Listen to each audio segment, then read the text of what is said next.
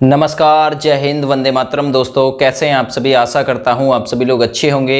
दोस्तों बात करेंगे UP triple SC PAT exam 2021 के बारे में। आप लोगों को पता होगा कि ये जो पैट का एग्ज़ाम था 24 अगस्त को 2 पालियों में कराया गया था। जो पहली पाली थी वो 10 से 12 और दूसरी पाली 3 से 5 बजे तक आयोजित की गई थी। अब बात आती है कि कुछ थोड़ी सी अफवाह ये उड़ रही है कि ये जो पेपर था वो लीक हुआ था। हाँ बिल्कुल, इसमें सच्चाई, जो साक्ष्य उपलब्ध कराए गए हैं उनको देखकर ये लगता है कि वास्तव में पेपर कहीं ना कहीं लीक हुआ था। ठीक है, और सेकंड शिफ्ट का भले ही लीक हुआ हो या ना हुआ हो, लेकिन पहली शिफ्ट का पेपर अवश्य ही लीक हुआ था। चलिए, वो जो लीकेज थी उसको बोर्ड के द्वारा अस्वीकार कर दिया गया है। यानी यूपी ट्रिपल एससी जो एग्ज़ाम कराई थी 24 अगस्त को, उसके बारे में विभाग की ओर से ये सूचना दी गई है कि कोई पेपर लीकेज नहीं थी। ठीक है, कोई पेपर लीकेज नहीं थी। यदि आप लोगों को वो अपडेट देखनी है ना, तो इससे अगली वीडियो में वो अपडेट भी आप लोगों को हम दिखाएंगे, जिसमें अधीनस्थ सेवा चयन आयोग की तरफ से ये साफ साफ मना किया गया है कि कोई पेपर लीक नहीं था। ठीक है, अब बात करते हैं कि भाई चलो पेपर लीक नहीं था और एग्ज़ाम भी कैंसिल नहीं हुआ। अब बात उठ के ये आती है कि भाई आप लोगों के दिमाग में रह के एक बात आ रही है कि मेरिट कितने पर जाएगी, मेरिट कितने पर जाएगी। तो आप लोग ये सोचकर डरो मत कि भाई 70 के ऊपर जाएगी, 80 तक जाएगी, क्योंकि आप लोग जब ऑफिशियल साइट चेक करेंगे तो उसमें आप लोगों को 70 प्लस और 65 प्लस ही मेरिट आप लोगों को देखने के लिए मिलेगी। ठीक है, जबकि अब की बार ऐसा नहीं होने वाला, क्योंकि पैट के एग्ज़ाम में मान के चल रहे हैं हम भी होशियार लोग बैठे थे, लेकिन किसी का कोई पोर्शन कमज़ोर रह गया तो किसी का कोई पोर्शन कमज़ोर रह गया। बात वहीं आ गई जहां आनी थी, यानी स्कोर फिर भी वहीं आ गया लेवल में। अब कहने का मतलब, यदि आप किसी भी कैटेगरी से हैं, किसी भी कैटेगरी से, जर्नल, ओबीसी, एससी, एसटी, यदि आप लोगों के फिलहाल में सब कुछ काट पीट के आप लोगों के 50 से 60 के बीच के नंबर बन रहे हैं, तो आप लोग तैयारी कर दीजिए यूपी लेखपाल की। चाहे पेपर कितना ही लीक हुआ हो, चाहे कुछ भी हुआ हो, यदि आप लोगों का स्कोर इतना बन रहा है तो आप लोग तैयारी करिए। ठीक है, आप लोगों का 100% नंबर आएगा।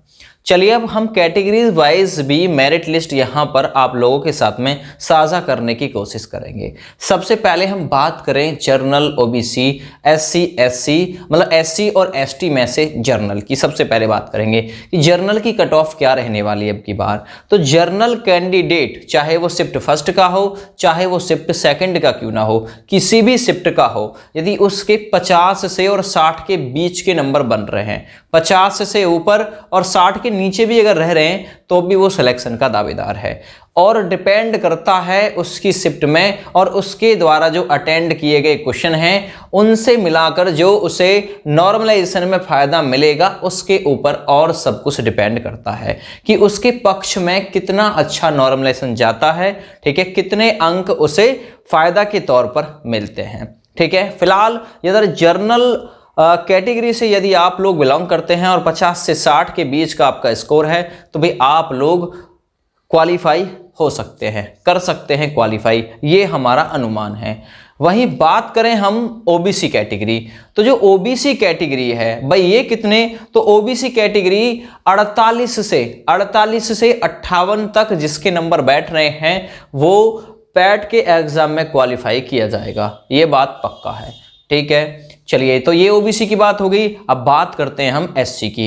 तो भाई एससी कैटेगरी 45 से 50 पर मेरिट लिस्ट आप लोगों के लिए रुक जाएगी, 45 से 50। वहीं एसटी कैटेगरी की बात करें तो 40 से 45 वालों का भी नंबर इसमें आ जाएगा। और ईडब्ल्यूएस वाले, ठीक है, ईडब्ल्यूएस वाले 50 से 60 के बीच, यदि ईडब्ल्यूएस आप लोगों ने चॉइस किया है, ठीक है, यानी उसमें सेलेक्ट किया है, तो यदि आपके नंबर 50 से 60 के बीच के हैं और आप लोग ईडब्ल्यूएस लगाए हैं, तो बिल्कुल आप लोग प्रबल दावेदार हैं, आप लोगों का नंबर आगे अगली स्टेज के लिए जरूर आएगा। ठीक है, अब आप लोगों को लेखपाल की तैयारी करनी है। यदि आप लोग ट्रिपल सी जैसी योग्यता रखते हैं, ठीक है, ग्रेजुएशन या फिर आप लोग पोस्ट ग्रेजुएशन जो भी योग्यता आप लोग रखते हैं, अब जिस भी विभाग में यूपी SSSC वैकेंसी निकालेगी तो उसके लिए आप लोग क्या कर पाएंगे, अप्लाई भी कर पाएंगे और पेपर में भी बैठ पाएंगे।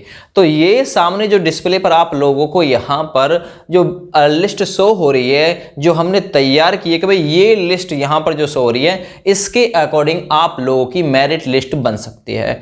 और ज़्यादातर आप लोगों के डिपेंड करता है कि आप लोगों के हक में नॉर्मलाइजेशन का कितना फायदा होता है, कितने क्वेश्चन आप अटेंड किए थे, कितने रॉन्ग हुए, तो उसी हिसाब से प्रत्येक छात्र का नॉर्मलाइजेशन अलग अलग वे में होता है। ठीक है, तो ये वीडियो यदि आप लोगों को पसंद आए तो प्लीज लाइक करिएगा। अगर आप लोगों को लगता है कि जानकारी सटीक मिली है, बिल्कुल सही मिली है, तो हमारे YouTube चैनल को ज्वाइन कर बिल्कुल हमारे साथ में कनेक्ट हो जाइए। फिलहाल thank you and bye bye.